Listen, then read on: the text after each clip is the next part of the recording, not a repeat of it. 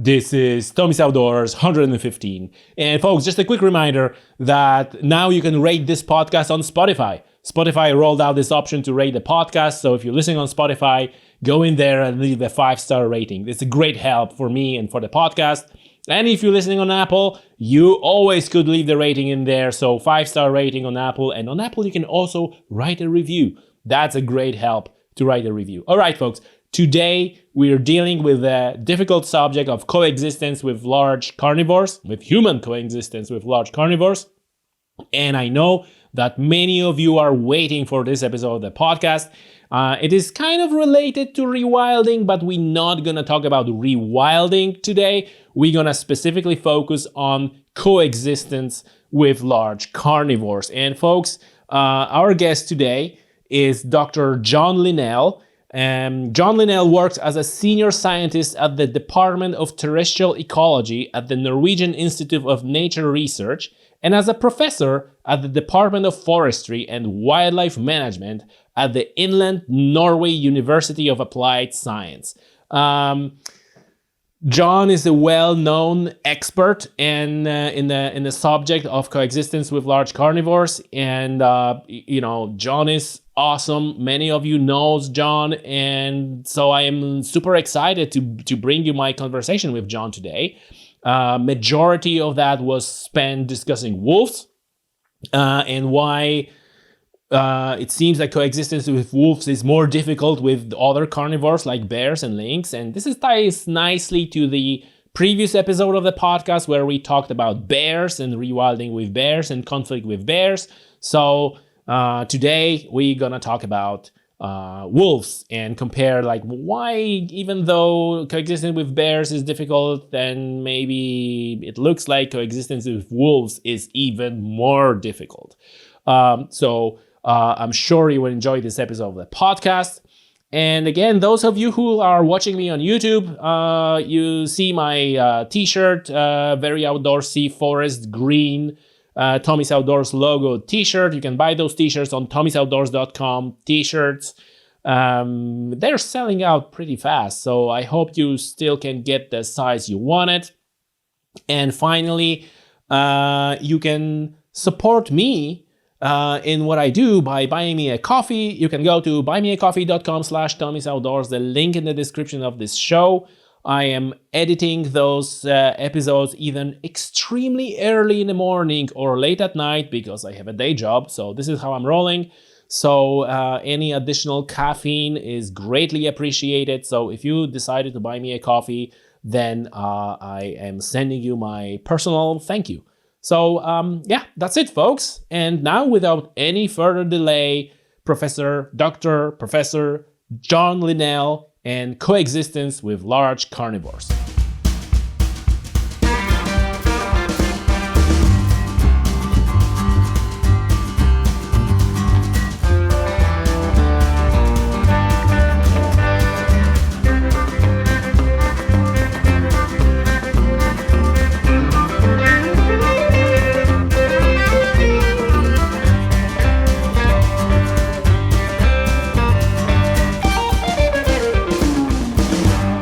John, welcome to Tommy's Outdoors. Great to have you on the show. Great to be here, Tommy.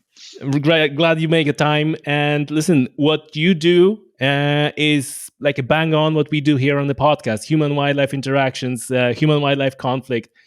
I think it's fair to start. Like, what made you to make a decision, and how did you get your interest and career in that discipline, in those disciplines, or in these regions of conservation?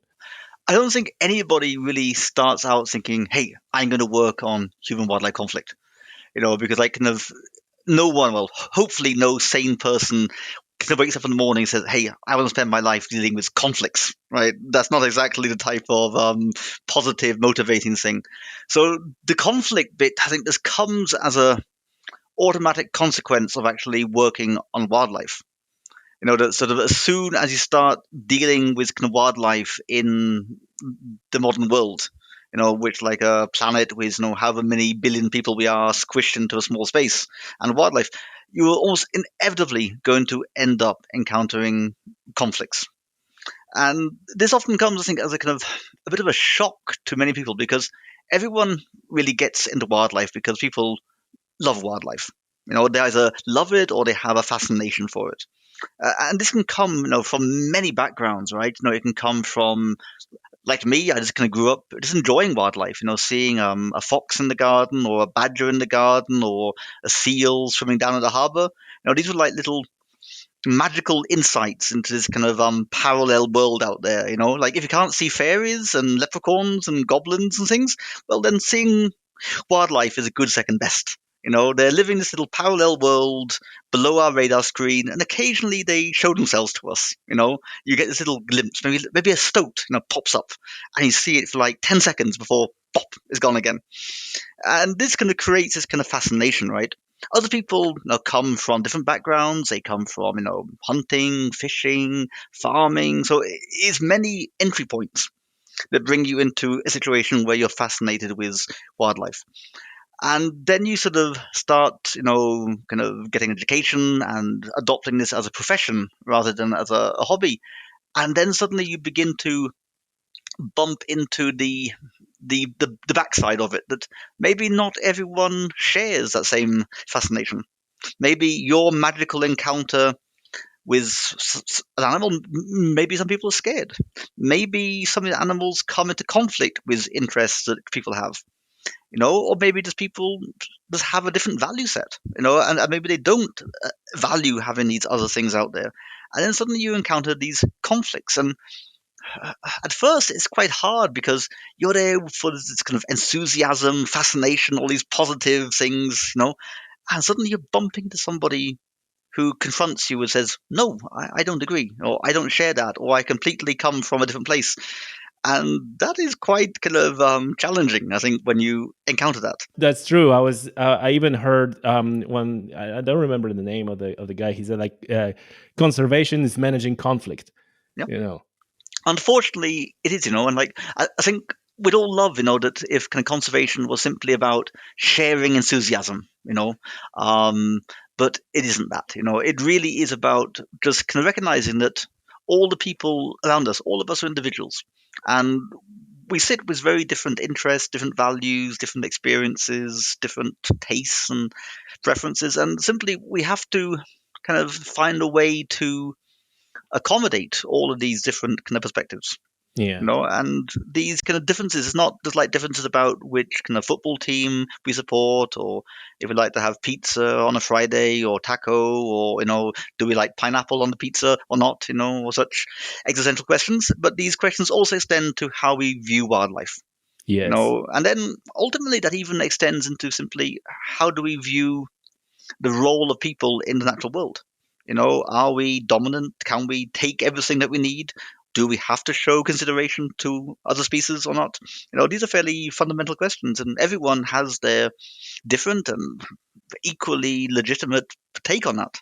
Listen, before we get into heavier stuff, like how much of your work is actual field work, and how much is it like in the office crunching data and doing things like that? Whew. Well, I guess I could try and lie and tell you I spent my whole life in a tent living in the wilderness. I'm taking that this is what you would like to do. That certainly is what I would like to do. So I think all of us get into this game because that's where we enjoy spending our time. Like time outdoors, enjoying wild animals in wild places. That's kind of what we dream about, right? And, I guess that's part of the image that we'd like to cultivate and tell people that's actually kind of what we do. And I guess early on in my career, the situations allowed that type of thing too. Like I remember, like back when I was in my 20s, I used to spend, months and months and months in the field, very long stretches. And I still try and do, but unfortunately, I guess kind of things happen as you kind of grow up here, and sort of that part of it is that the work, I think, takes you more and more indoors. But then you also can realize, I think, that if you want to make a difference, then you actually don't make that difference by being outside, having great natural experiences kind of by yourself. That really feeds kind of your soul, in a way, right? And it motivates. But it really only motivates you, and I am already motivated. So so, and if you want to actually make some difference on things, then you have to come into different settings, right? And that puts into the office. It puts you in front of the computer. You're writing, you're communicating, you're analyzing data, you're trying to publish data, you're sitting in constant meetings and workshops and seminars.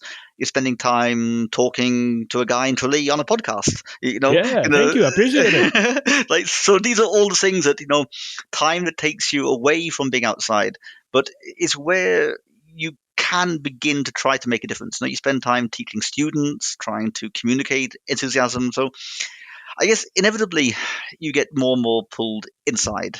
So, and I guess all of us in this branch, sit with this contention that we'd love to be out there, but simply reality pulls us back in, and so it's a hard balance, it really is. And I know I can relate because the podcast is called Tommy's Outdoors, and since I started it, I'm significantly less times outdoors because I'm editing podcasts and talking with people and all that. So I can relate. I can totally relate to that. Okay, so now let's shift gears and go into the more serious stuff and large predators in Europe. Large predators in Europe. I'm gonna throw a statement in there, and if the statement is incorrect, you will correct me. But how it looks to me is like large predators are making comeback in Europe. We have bears. There are reintroductions of bears, like for example in Pyrenees. Wolves are spreading range. We hear news from the excited environmental people. Oh, there's a wolf spotted in Belgium and wolf there and there. Lynx. I think lynx is doing pretty well as well, better than it used to. So it seems like it's great news, right? Finally, great conservation news, because all that we hear is like this goes extinct and 80% of that is hammered and 70% of that gone. Now we have a large carnivores, which are like, synonymous of conservation and wilderness and, making comeback in Europe. So it's a feel good story. But also, like we started this podcast, there's a significant group of people who are actually not happy with large predators making comeback. Tell me from your perspective, your this is your live and breathe this stuff. How this look like? How much of it is a good story? How much of it is a just escalation of conflict? It depends entirely on your point of view. Kind of beauty is in the eye of the beholder. And so, viewing this like from a wildlife conservation point of view, I think the entire last 50 to 100 years of Europe have been a dramatic conservation success story for an awful lot of wildlife. Can the Europe, say back in 1900 or 1950, was a pretty desolate place from a wildlife kind of point of view. We had been inheriting a legacy of centuries of really intensive human exploitation of the landscape at every level. But the first half of the 20th century saw a kind of relaxation of that pressure. Kind of people began moving from the farmland into the cities. Kind of forests began coming back. The wild herbivores began to come back. Red deer, roe deer, moose, all these species began to return. And then the carnivores started to come back too. So to be at a point where we are today, where we can say, well, in Europe, we have maybe 17,000 bears, maybe 17,000 wolves, maybe 10,000 lynx. That would have been unthinkable back in the 1960s and 70s. Back then, it was really, saving these species from the edge of extinction in Europe. They were really constrained to little small pockets. A few bears here, a few wolves there. It was really looking quite grim. And now with these big numbers and 17,000 bears in Europe, that is a lot of bears. Is it correct there's more bears in Europe than wolves? Oh, about the same actually. They're kind of similar. And here I'm talking about kind of Europe, sort of not including things like Russia and stuff, right? So the EU plus Norway, Switzerland, and the Balkans. So it's a lot of animals, right? And so this is an incredible success story, and even more kind of recently, like I started working in the 90s, and then, like, for example, there hadn't been a wolf in Germany for decades, right?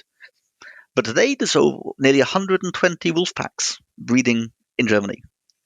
And like, even in our game, even from the point of view of the 90s, this would have been like, nobody believed this. Nobody would even have thought the thought.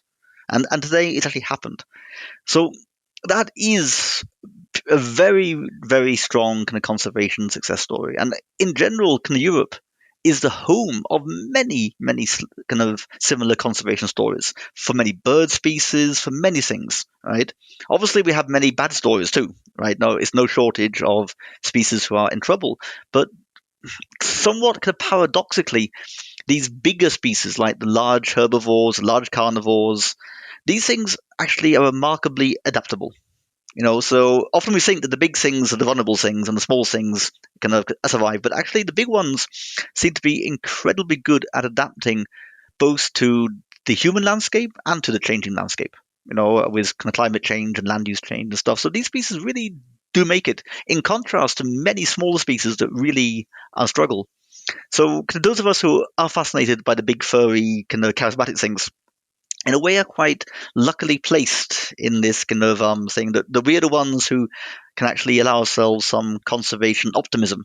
You know, if you're really into butterflies and amphibians and lichens and some rare beetles, then you probably certainly have grounds to be quite pessimistic sometimes, because those species are often very specialized in their habitat. They need old growth forest or certain wetlands or certain types of grassland, and those ones are in trouble. But the big, furry, charismatic things, they actually are remarkably robust. Is it like a source of conflict because they kind of adopt and they learn to live near humans, and they perceive all our actions as a source of food? Whether it's scavenging a garbage can or taking livestock. So you see that increase in conflict. Obviously, it's natural, right? With the increase in number of animals. Sure. Like, it's clear, because the one thing that you have to remember in a European conservation context is that the conservation of these large animals is not happening kind of over there in some type of wild wilderness national park area, but it's happening here, all around us. It's happening in our backyard. It's happening in the fields. It's happening in the forest that we see outside the window. Right, it's happening in the villages. The whole landscape is where these animals live. So it's automatic that these species come to very close kind of contact with people. And that opens the door for this, whole diverse set of conflicts. Like, how bad is it in Europe right now? Do you think this conflict, is it a serious threat to this conservation success, or is it something to be recognized, but it doesn't really hurt that much? What's your view on that? Yeah, hard to know. I guess I oscillate a bit between different kind of points of view on this. That tells me that you have a balanced point of view, that you're not in any camp. You evidence driven, you evidence based, and that's very natural to go. Evidence, because kind of a lot of, like, our problem is that kind of when we actually begin to understand something, the world has changed, right? So pretty much we're always playing catch up, in that sort of, especially if you are actually taking the trouble to gather evidence and science, that can take time. And we all pretty much, we understood what was happening, but we find the world has drifted a bit. So I think all of us are a little bit in a guessing game when we're trying to, look ahead. I guess sort of what I do fear a bit is that many of these issues are becoming political, and this is when it gets difficult. So, like, if you're dealing with the technical challenge of managing wildlife, all right, and this can be the same if it's managing deer or managing bears, when it stays a technical task, then it's always challenging, but it's something you can do. You can sit down, you talk to people, you plan things, you discuss, you try to find ways of changing things. Like, do you change from a normal garbage bin to a bear-proof garbage bin? And that's not a big deal, right? It takes some money, someone has to pay for it, but life moves on. And the same can happen with some of the other conflicts with livestock. You can very often think, well, maybe we can just upgrade your sheep fence to an electric fence, or something like that, and you can adapt. And all this costs money, it takes time, but you can get there. And it's amazing, how much you can adapt things. But what we increasingly see today is that these issues are moving from being technical challenges to political symbol cases, right? And this is when the genie comes out of the bottle, right? And it's very difficult to get it back in again. And it's a way like we've had this huge kind of focus on Trump, like for the last kind of 4 years, right? And his populism and things, but the US does not have a monopoly on that type of populist politician. We have many of these things on a European level, on the national level, and especially when you get down to the more local levels. And there's a couple of really cheap tricks that you can play in politics. And one of those politics is, you first of all want to divide. There has to be an us, and for it to be an us, there must be a them. Common enemy. An enemy, right? Because then we can be something because we're not them. And that them can very easily become, either the wolf lovers, or that can become, say, the wolf haters, either way. It can also become like groups like immigrants and stuff, very easy to have as them as well. And the wolves really much fit into them. You try to find easy explanations, right? So modern politics is challenging. We're in a very challenging social time. There's many complex issues. And these complex issues are very difficult to fix and difficult to explain. So you always look for a scapegoat, right? And a wolf is a perfect scapegoat. Like, no animal, I think, has ever been better designed to be a scapegoat for all the world's ills. Everything that's gone wrong. Whether, your girlfriend's angry at you, or whether the local post office is closed, or the road is full of potholes, or who cares, blame the wolf, right? Because it's... And then the other, really, the lowest of the low trick in politics is to play the fear card. Make people scared, right? And then nothing kind of unifies better than fear, right? And if you can make people scared of that thing out there, it's really this cheap trick. And it's very easy to make people scared. Right? We're all programmed to be scared, and it's so easy to make people frightened.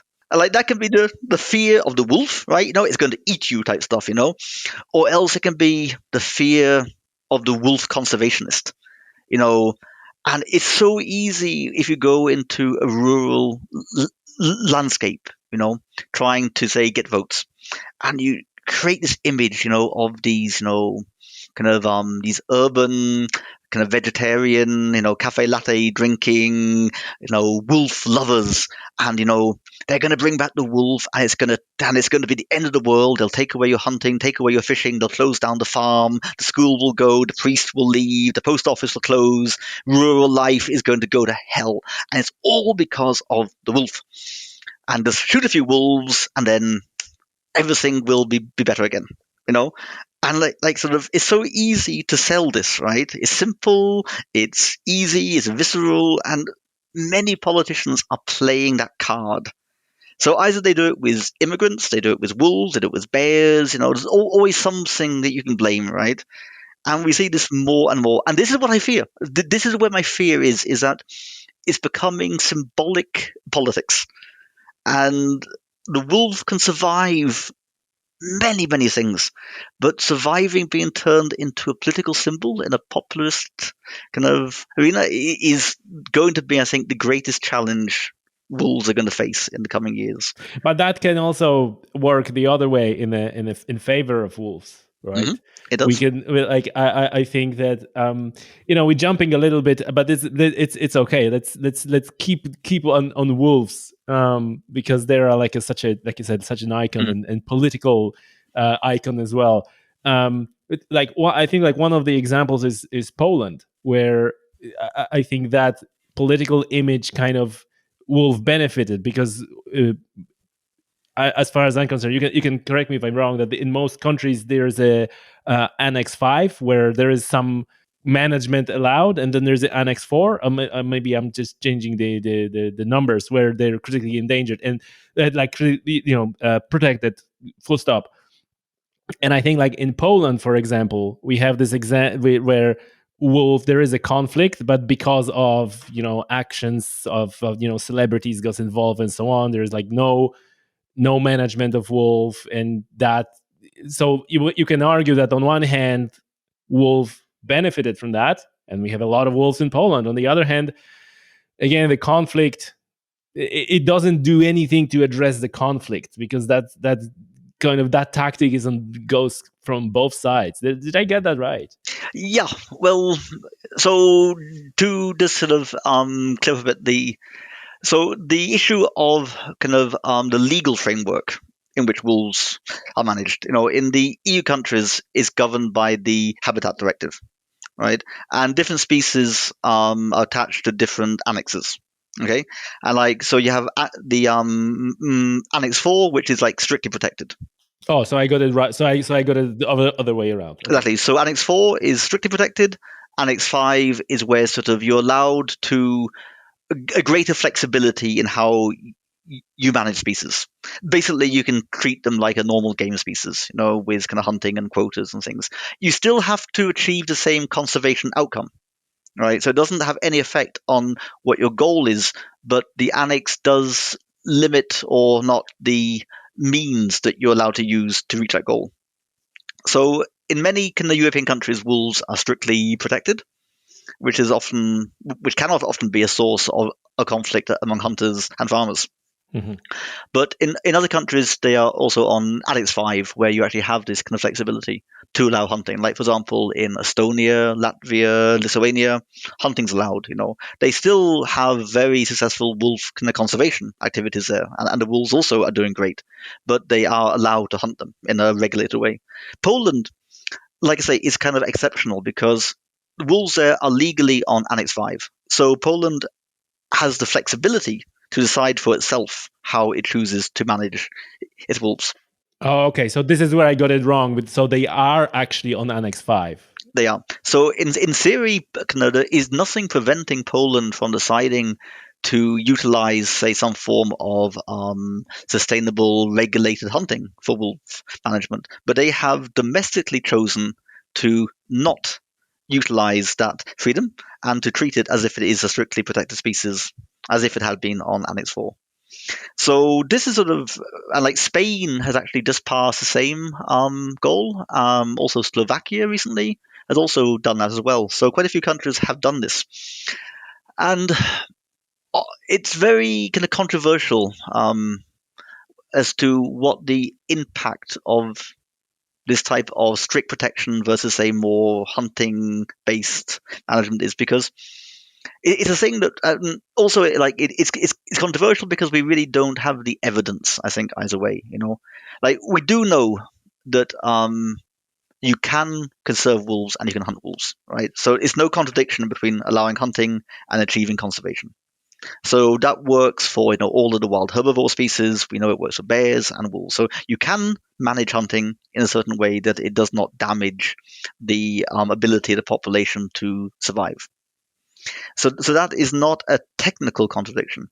But the controversy often comes around, does this actually help reduce conflicts? Mm. Right? And this is where certainly the evidence is much weaker. To some extent, people think that hunting maybe reduces the conflict with livestock. And again, the evidence here is very diffuse and uncertain. It certainly does not have a dramatic effect. If you want to protect livestock, then you have to protect livestock. Right. And shooting carnivores, it's maybe a part of that, but certainly it will not be the primary tool, right? To take care of your sheep, you take care of your sheep. when it comes to the more social conflict, the fear and the way people are frightened of it, it's very hard to know. Like, certainly you hear these kind of narratives of, people feel they don't have any power. They've been, if wolves are strictly protected, rural voices will often say that they feel like they have no agency. They can't do anything to protect themselves or take matters into their own hands. That they're less important than wolves. Yep, exactly. The wolf gets a priority, their interests don't, and they fear this kind of restriction coming from above. And that can be coming from like the capital city, it can be coming from Brussels. It's something outside, it's controlling you and taking away your agency in a way. And this is a very common theme that we hear again and again. What is unsure though is if allowing hunting of wolves, if it actually helps. They say let us hunt wolves and things will get kind of better. And we don't really know if it helps or not. What I think we could say that in the places where wolf hunting has been a traditional activity, like in, say, the Baltic states, where wolf hunting has been going on the whole time, it still is, and it is no way is it a conservation problem. Certainly, I think if you took away the hunting, that would have a dramatic effect in increasing conflict levels because you'd be taking away something that people have. Yes. The question is if introducing wolf hunting into a place that doesn't have that kind of tradition, if that actually then serves to undo the conflict or not, is a very, very open question. So this is probably one of the most kind of controversial issues that we have especially in wolf conservation in Europe today, concerns the role of hunting. Yeah. And it's very hard. And I think in general there is no single answer to it. It depends very much on where you are, on your national, cultural background and things. Yes, it's kind of like I was even wondering if it was more of a sort of psychological, like, oh, we can hunt wolves, therefore we can do something about, or like you said, there's maybe not even, technically it doesn't improve the safety of a livestock or anything else, but at least gives that psychological power, like, yeah, I can actually do something, and I go and I shot 5, and you feel like your animals are safer thanks to that. So that could mitigate that conflict, but then, like you said, it may actually exaggerate that conflict somewhere else, like right. Mm. Yeah, This it is could what do I that. said. This is what I said. Like, I would love to have wolves introduced in Ireland, and I think that the biggest thing against that is the amount of social conflict that would cause. Like, there is a whole body of work to be done first in terms of communication and social sciences and so on, to manage that situation in a way. Not like you said, like, technically it's simple. You have wolves, they have place to live, they have stuff to eat. That's fine. But then what would happen socially, it wouldn't be good. Yeah, no, it's sort of like I guess the thing that we kind of skipped over here on the way is that sort of I forgot to really underline that kind of conflicts come in different shapes and forms, right? You have the technical, economic conflicts that you can touch, like a wolf kills a sheep type stuff, that type of stuff. It's something you can see it, you can touch it, you can measure it, and then you have the more social conflicts, and these tend to be mainly conflicts between people. So they're conflicts between people about the wolf, not so much as conflicts between people and the wolves. So like between, say, people who want to hunt or who don't want to hunt, who have different ideas as to how wolves should be managed or not. Those who accept that wolves can live close to us compared to those who think all the wolves should be over there somewhere in a national park, and not here, So, and people really disagree about what is right and what's wrong, in terms of this. Is it morally right or wrong to hunt a wolf? People have very polarized views here. And then these type of groups come into conflict, okay? And that's the origins of these kind of social conflicts. And certainly these are really the main conflicts and the hardest ones to deal with. And in this context, I think one of the things that we have seen is actually there's a conflict of expectation And somehow people have grown up with this sort of idea that wolves belong in the wilderness, right? Like they are icons of the wild, icons of wilderness. They belong over there somewhere, in Alaska, in Yellowstone, or, somewhere, some distant mountain range where they're wild and free and howling at the moon. And then when a wolf turns up in a cornfield, or it turns up outside a city, or maybe even inside a city, and or bear is eating your garbage outside your house, people think, but this doesn't match my expectation. What I see and what I expect are not the same. And then you immediately begin constructing, well, something must be wrong with it. That wolf, it can't be a real wolf. It must be, it's been illegally released, or it's a hybrid, or it's not, it's weird, it's sick. And we have this huge conflict of expectation. And so people, I think, who've grown up in landscapes where wolves are normal parts of the environment, well, a wolf is a wolf. When that wolf turns up in Denmark or the Netherlands or Belgium or Germany, it doesn't match this expectation. And then people perceive a slight conflict because it doesn't feel right.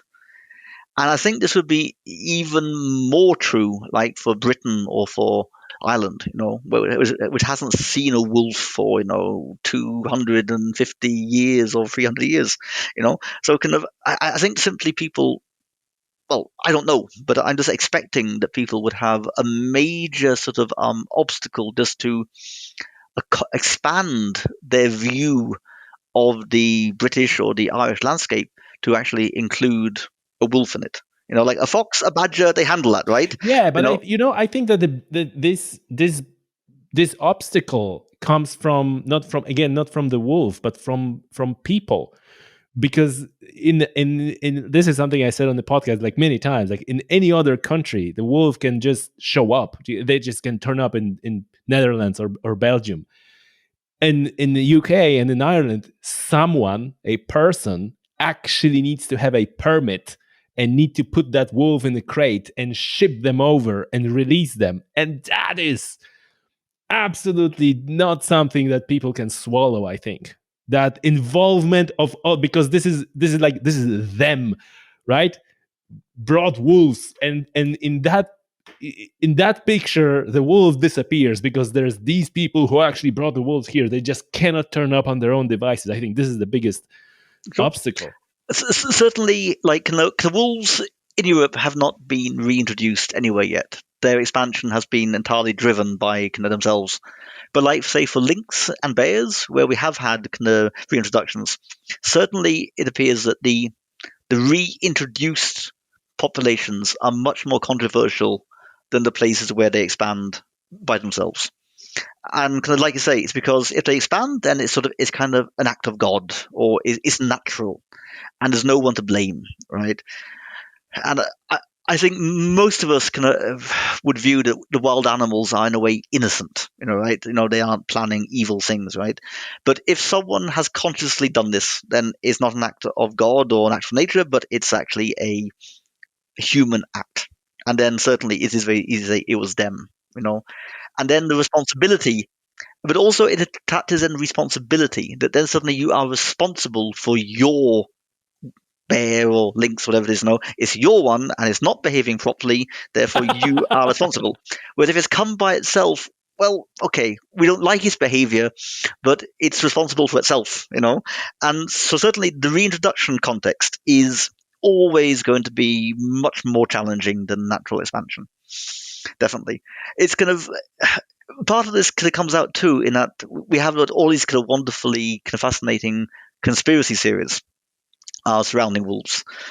So everywhere where wolves tend to turn up, where they're not expected, you get these conspiracies that there must have been an illegal reintroduction, and you get these wonderful. Oh, everywhere! It's like one of these urban legends, like the alligator in the sewers and this type of stuff, and things. It's everywhere, and sometimes they're wonderfully rich, right? You have the descriptions, of the black helicopters, of course, who drop them.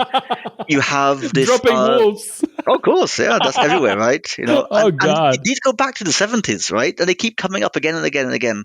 And then you have the blue Volkswagen camper van. That seems to be a reoccurring element of it. Driving around, dropping off the wolves, and you have guys, writing books about this. Like in one of them, it's brilliant, because I actually get implicated in planning the early reintroduction of wolves in Scandinavia before I was even born. Oh, It's quite amazing, that kind wow. of right back in the 60s. Well, So John, let's clear this up. You're part of that conspiracy. I see yeah, now. exactly. It comes with a certain status attached to this, actually. This is the highlight of this episode, man. I Like never. I've never met Elvis, I've never met aliens, but I have been part of this. And but it Oh. shows how these conspiracies are, and so like often they are. Like people go to great lengths and arguing, but look, the tail's a different shape or the color's slightly wrong and it must have come from here. But then it gets a bit kind of sad because what you also see is that like we have so much data based on genetics and behavior, which says that first of all we know that wolves can travel far, right? A wolf, we have had wolves who've traveled over 1,000 kilometers, in a straight line, So it's no problem for a wolf, say, born in Poland. It could basically be anywhere in Europe within a year. Like in Germany, they had a wolf which had a GPS collar, and it ended up in Belarus. It traveled all through Poland, through Lithuania, and ended up in Belarus. So these wolves cross the landscape. We know they can do this. With the genetics, we really have a very good idea as to where wolves come from. Sometimes it's a bit kind of obscene in that we've taken away their private lives, so that we can really reconstruct some of these wolf expansions. That we know the two founders, and the third one came, and that led to more, and we can really trace the genetics of most of the packs back down to where it all started. And then you get these kind of conspiracy ideas coming in, challenging this. And then it's not the sort of people creating stories, but then you get other scientists coming in and other labs coming into the picture, presenting alternative facts, right, which totally fly in the face of the picture of kind of reality that's built up by tens of other scientists. But you still get these alternative facts. And in a way, it becomes a bit like kind of climate change kind of denial, or like the older tobacco denial, or the ozone denial, that you can have a body of knowledge supported by the established science, and it'll always be one or two scientists who stand up and use their reputation to deny it. Yeah. Or to cast doubt around it. Mm-hmm. And then it gets a bit sad, because then you're going to end up in this world where scientists are fighting over kind of reality and stuff, and it's really quite bizarre sometimes. But so these conspiracy theories end up in incredible places, right? I only heard the conspiracy theories like that regarding wolves from the U.S. I was never aware that the same thing is going on in Europe. Why do you think that wolves have such a special place compared to other carnivores? Because I was intending to talk about all the carnivores in this podcast and start with bear, yet we jump right into wolf, and we 40 minutes in and we still can keep going. Why is it? Why wolf is like, you would imagine, like my favorite, like personal favorite, is bear, like a big massive carnivore, but it also sometimes go in a full cow mode and just eat grass and stuff. So you would imagine that bear would be the biggest, like a biggest and baddest and hard to introduce and like whatever. Somehow wolf, which is like, it's a dog, and if it gets to live to 3, it's a big deal for it. It's such a, like, why is it? Why wolf? Yeah, I don't know. And like sort of, I've never really been very kind of fascinated by the ecology of the wolves. Like to me, that stuff that's done. People know this well, So, but the human interaction is certainly fascinating, right? As to why it takes off, I don't think I have the single answer. I guess it's a lot of different things that come into it. Kind of part of it, I would certainly say is because we have such a close relationship with dogs, right? That this lets us recognize a lot of things in wolves. They're much more familiar in a way, right? In a positive sense. But then again, I think that's also maybe partially what drives some of the conflicts in that sort of, in a way, a wolf is a dog that's gone bad, right? The dog follows our rules, right? It doesn't pee in the corner. It doesn't drool too much. It doesn't chase the sheep. It just loves us and behaves nicely, and we accept it. But the wolf doesn't follow those rules, and I think that some people take that a bit personal. That they really do think the wolf is a dog not behaving properly. Could be part of it. Certainly, though, I think if you go back into history, we probably had very strong reasons to fear the wolf, because they can be a major source of very real conflict. Like if you are economically dependent on livestock, think about a world where you didn't have subsidy, you didn't have compensation systems, you didn't have social welfare, where your survival depended on the few head of livestock that you had. And especially in a European context, in that past, there was very little else for wolves to eat. Right, so wolves kind of hung on in the European landscape long after we'd shot the last deer, and then they were very predatory on livestock, and that predation had serious sort of economic impacts on people's lives.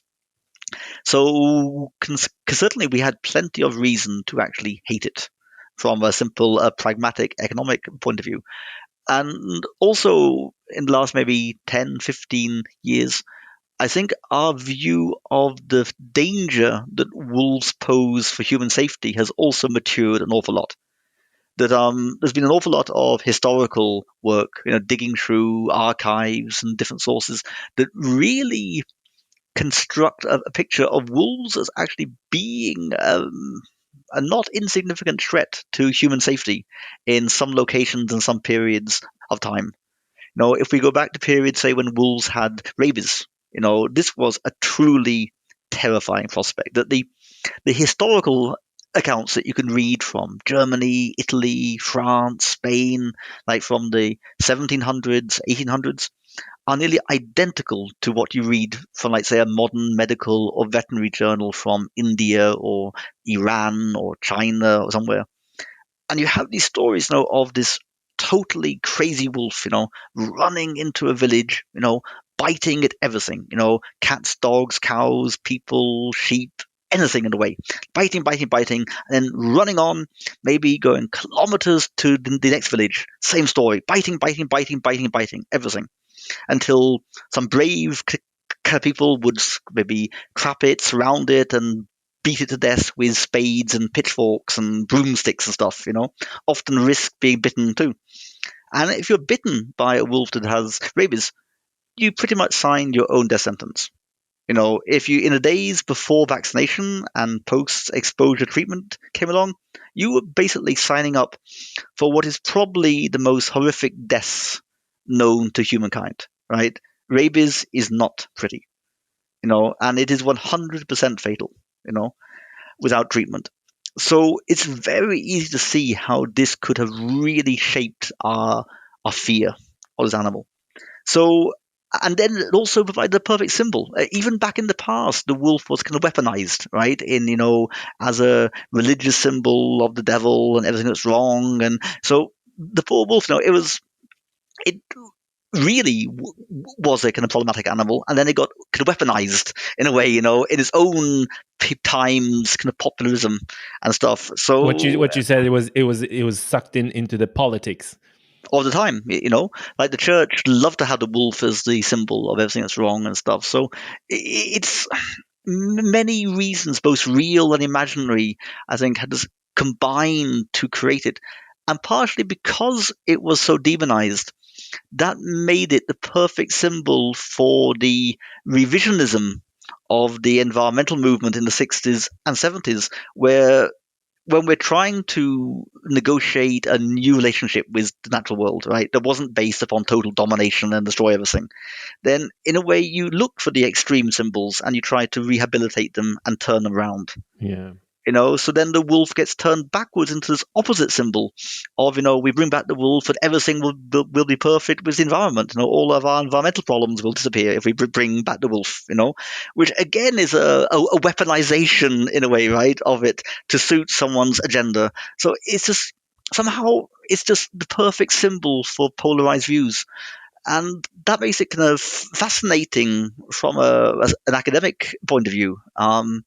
But certainly, I personally have a much greater interest in the other species, where you have a much greater range of kind of nuances. Yeah. Like bears and lynx, you can actually get down to some nuances here. You're not for or against, but people have much more complex ideas. Yeah. Okay. So just to not let this podcast be dominated by the wolves entirely, let's just go through the other species. Bear is like my personal favorite. Mm. So bear managed to somehow fly under the radar. It seems to me there's a lot of them. Like you said, as many as wolves, or maybe even more, or maybe as many.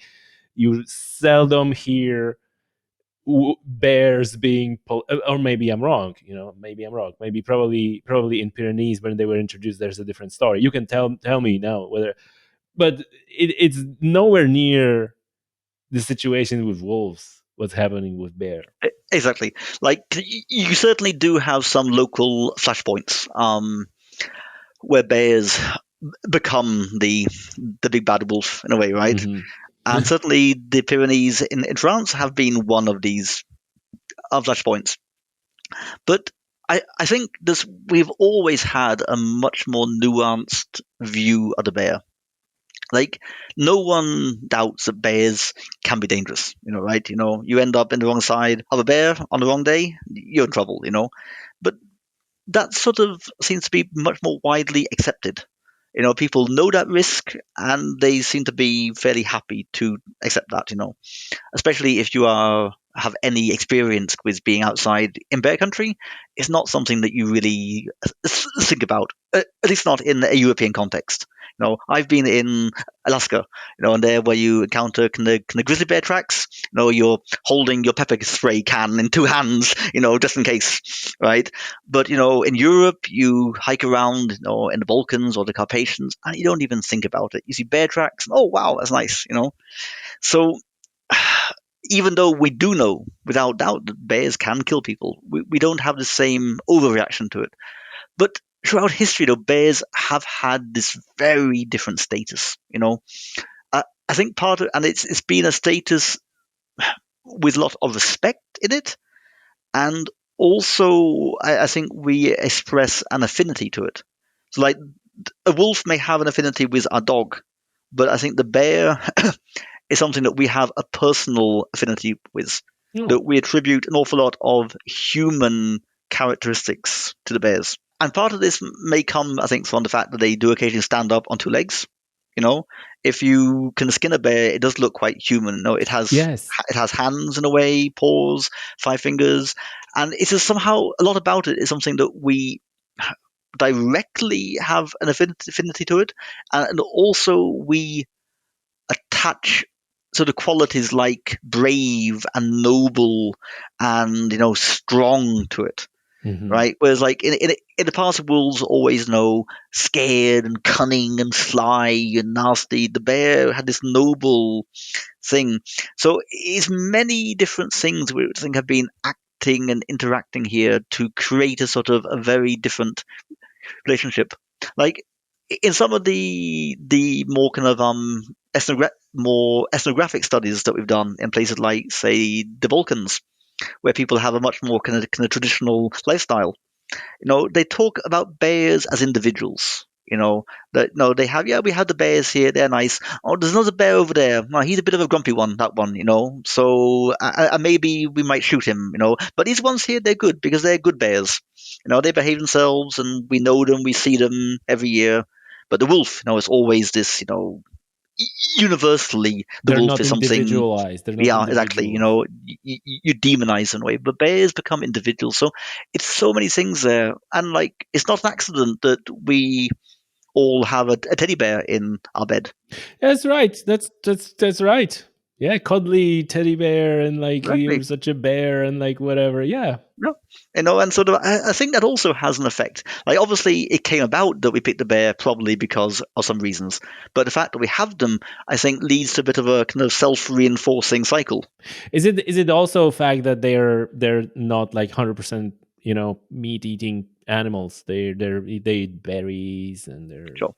You can certainly, as I think, like it's many things there, right, that add to this. Like your general image of a bear is something slowly moving around, doing its bear stuff. It's not this sort of rapidly moving, scary, pack-living yeah with thing. big pointy teeth. Exactly. No, bears have big pointy teeth too, and they have big claws. Yeah. But still, they just somehow exercise restraint. And like I guess the whole image of a bear actually is this type of restrained strength. We don't doubt the strength and the power and the speed, but somehow everything a bear does in its daily bear life is about kind of restraining that. Yeah. A bear is an understatement of itself. Yeah. In a way, right? So I think it's many things there. But fundamentally, though, I think we all have respect and affinity at the bottom of it. Yeah. How so bears are doing pretty well in across the are they expanding their range or Yeah, but bears do everything slowly. Wolves do everything quick. They breed quickly, they disperse quickly. Bears breed slower, and they disperse much more slowly. You get the odd male bear who just heads off into outer space and turns up in places where they haven't been for a long time. But the female bears, they move very slowly. So a daughter will basically establish overlapping with her mum or maybe neighboring her. So that kind of dispersal front moves ever so slowly, naturally. okay. But they certainly have been expanding in many places. They're holding their own in many places, or most places. You do have a few of these little small populations which sort of which are quite low numbers, maybe under 100 bears, where you think it would be nice if they could expand more, but often they're living in very fragmented landscapes and stuff where there's not much space to go to. So we do have some bear populations which certainly need to be monitored awfully carefully. And some of them will certainly need some assistance, like the Pyrenees. It was down to such a few individuals that it needed to have new bears added. And it's always going to need more bears moving in for the foreseeable future, to get to any size. But in general, they are holding their own and doing good. And even some of the ones that were quite small are expanding. Like, for example, in northern Spain, in the Cantabrian Mountains, there's a bear population there. And that was like two little small relics holding on in the 70s. And now these have expanded, the two little populations have merged into one, and the numbers are slowly spreading. So if we give them space, and time, they're pretty good at coming back, That's good to hear. But they That's just good do to it slowly. Bears do everything a little bit more Yeah. restrained. Yeah, but as long as we let them, they will get there. And in a way, it's good because it gives us a bit more time to adapt to them as well. That sort of I guess that's also part of the wolf issue, is that suddenly they're back, and they do it so quickly that we had no warning, no time to adapt. But the bears, they come slowly. And time seems to be important in all these issues. We just have to get our heads around a new reality. True, true. So the third one, I think, from the big three is lynx. Mm, How's things with lynx? I actually, that one completely lives under the radar. it Like, does. what's up with lynx? Well, kind of first of all, lynx are cool. Kind of that is the one of these big carnivores which I've worked most with kind of directly in the field. And lynx are invisible, and literally they are invisible. Like, I've been studying lynx ecology for how many years now? 20, 25 years. And in that time, I've only ever seen one lynx by chance. Huh. right? So I've captured them and worked with them and seen them in a work context, but simply by chance, I have seen one. And that was actually when I was in holiday in Estonia, driving the car down a main road. Okay, Right? So it wasn't even as a part of your work. It was just like Exactly. So seeing them in the forest, in the mountains, you don't see them. They see you. I guess where I'm sitting now, I would certainly be surprised if there wasn't a lynx somewhere within maybe 10 kilometers of here, looking down here, but you don't see it. So they are literally invisible. They are also culturally invisible, right? Because we don't have any stories of lynx. We have big fairy bad tales. links. No, the small lynx. It simply doesn't exist in our kind of cultural heritage, right? They were invisible. And I don't think we really view them as being a large carnivore. I think people view them as being something like a fox and a badger or a wildcat or something. They were. So it's only recently we've kind of elevated them to this large carnivore status, which may not have done them many favors, actually, I think at times. But still, so really they are invisible. But that makes them actually all the more fascinating, actually. And in terms of how they're doing, if we say wind back the clock to the 60s, they were doing bad. They were really, really doing bad. They were totally gone from kind of Western Europe. In Northern Europe, they were.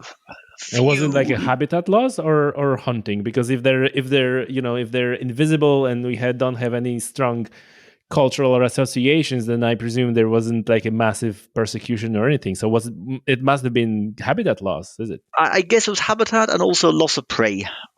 Because they aren't like wolves and bears who can feed on berries or garbage and stuff. They kill to eat, and they tend to be very sensitive to prey loss. And if we go back to the 19th century, early 20th century, the lynx prey was pretty much gone, right, from most of Europe. But they were hunted directly. The fur was valued, and there was a direct hunting pressure on them and trapping. So then, that brought us, say, to the 70s, and then they were a few relic populations here and there in Scandinavia. And otherwise, it was really the Carpathians were like their last real holdout in Europe, kind of Romania, Slovakia, down there, and a few left on the border between Macedonia and Albania. And then kind of this whole, conservation movement came in the 70s, and legislation came. And then lynx have been very widely reintroduced. Oh. Right. So and the early reintroductions go back to the 1970s. So I think it was in 1974 that the Yugoslavian Hunting Association organized a reintroduction of lynx from Slovakia back to Slovenia, Croatia, and that type of stuff. Association. Yeah. And in Switzerland, the Hunting Association were involved in a consortia who started the first of many reintroductions into Switzerland. And since then, there's been many reintroductions in France and many parts of Germany, parts of Poland, Austria, Switzerland, parts of Italy. So it's been very widely reintroduced in many areas. And then in the north, we've had no reintroductions, but they have been expanding naturally. So today, lynx are certainly the most geographically widespread of the larger carnivores in Scandinavia. No, so they are coming back. The European reintroductions have gone slow. They're back in many places. Some places do well, some do badly. And even maybe 30 years, 40 years after the first kind of reintroductions into Switzerland, they're still having to think about bringing more animals in to move it along. So generally, they're doing well. So they're not breeding, they're also breeding slow, right? Is that right? In between, they're like an in intermediate. Between bear and wolf. A wolf, exactly, So they are quite vulnerable to things. They're kind of they don't do so well in very fragmented landscapes. They often get hit by traffic and this kind of stuff. So okay. But they are generally, I would say we have reasons to be, certainly, it's no panic at all. The big populations are big. The small ones are increasing or stable, but so we can be confidently optimistic with a little touch of caution around some of them. But in general, there's so much work going on, and like right now, there's active reintroductions or planned reintroductions in Germany and Poland and places. So work is being done, so they're going to need assistance, but they're generally coming back fairly slowly. Yes. Is there much conflict around lynx? Yeah, it's mainly with hunters. With hunters. Who We fear. just said that the Hunters Association introduced them, and now it's a conflict with hunters. Yeah, exactly. How odd. Everyone is, people are really good at having very conflicting ideas, right? It's largely, I think, a fear of kind of competition, because the lynx is an incredibly effective hunter, for kind of roe deer, chamois, for young red deer. A lynx is a predator. It's a cat, right? And cats are just, they are designed to be the perfect predators, and lynx are so efficient at, finding prey, killing prey, eating it, moving on, doing it again. They do it discreetly, they do it silently, but they do this. And some hunters, value this, and they will take their hat off to the lynx as a colleague, who shares their passion. Other hunters view this as a threat, sometimes maybe a threat for the same prey, but also maybe a bit kind of like the wolf. I think they also maybe view it as a symbolic threat, because hunters generally feel that they're under pressure from society, in general. In many countries, there's a very strong anti-hunting movement, and many hunters kind of fear that their passion, their pastime, their hobby, kind of call it what you like, is threatened. And then if lynx comes back, then maybe they'll feel they're not needed anymore, because maybe the lynx will take over what sometimes they perceive as being their job, to regulate the prey. So it's a complex set of emotions here. I don't think you ever get the hatred that you get for wolves, but some people will certainly, I think, be a bit concerned that the return of the lynx can be associated with some changes that they don't like. But I think virtually everyone will also feel a certain fascination for the lynx too, right? People, and like here where I live, kind of lynx hunting has been a huge issue for decades, and the hunters put an incredible prestige into lynx hunting.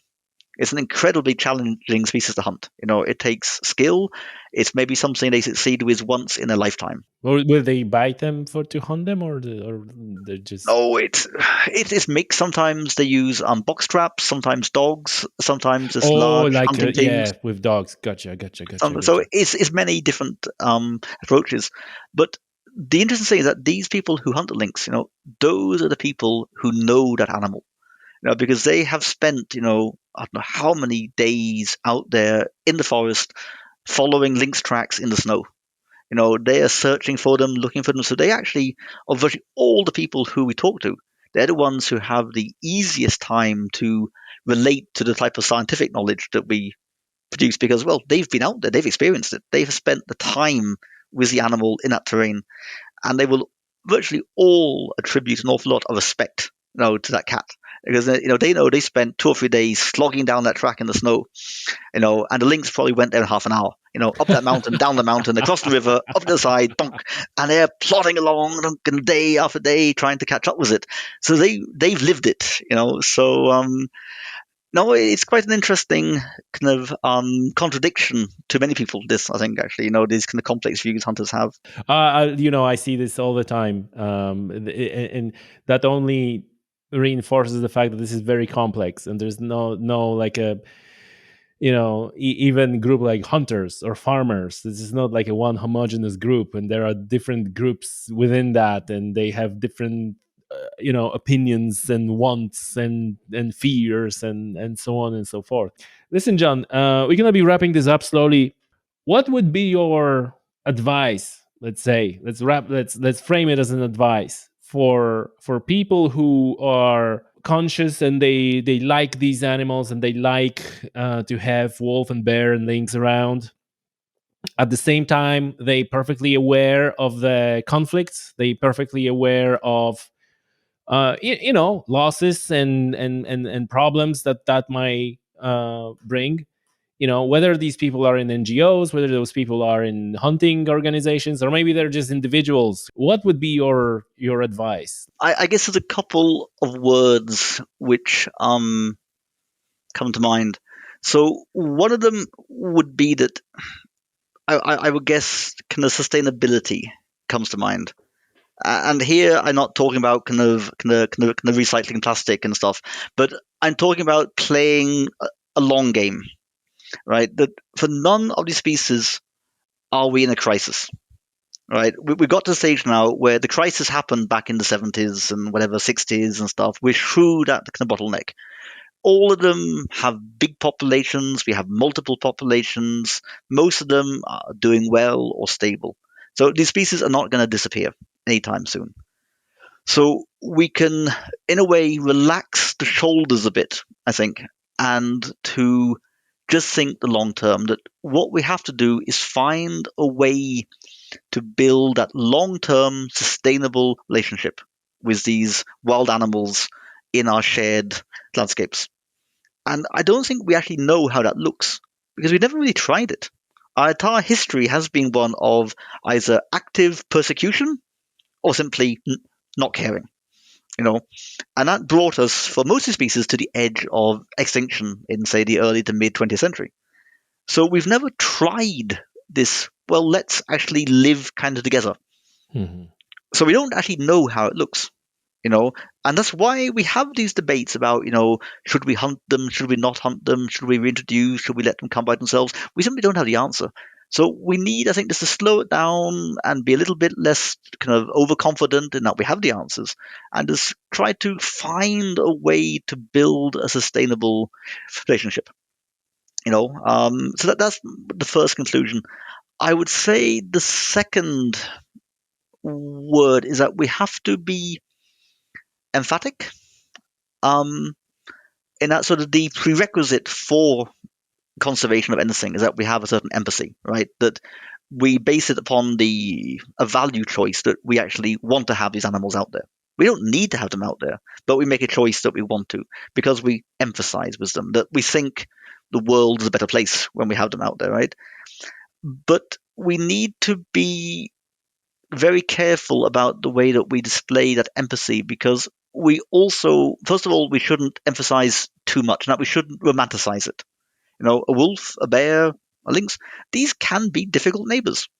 They do create real problems. Some of them do behave badly. Some of them do things that we don't want them to do, and some of them will not stop. So that we cannot over romanticize it. So empathy, yes, but don't go too Bambi on it. And the final part of that empathy story is that we also need to have empathy for other people. And that these could well be people that we totally disagree with. Like, it could be people we simply don't understand because we don't come from that area or that tradition, that occupation. Some hunt, some don't, some farm, some don't farm, some bird watch, others don't. But we need to understand that we're all very different.